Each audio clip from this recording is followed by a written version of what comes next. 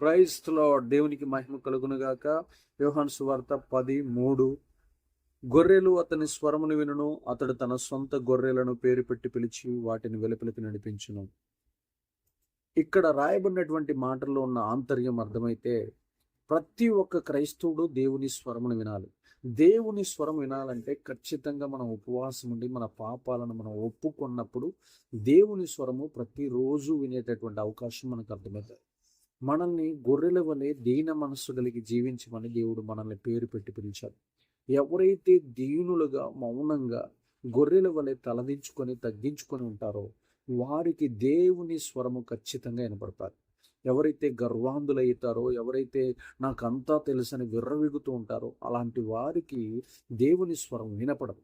దేవుని స్వరము ప్రతిరోజు మనం వినాలి అని అంటే ఖచ్చితంగా మనము దీన మనసు కలిగి తగ్గించుకున్న ఎడల దేవుడు మనతో మాట్లాడును గాక.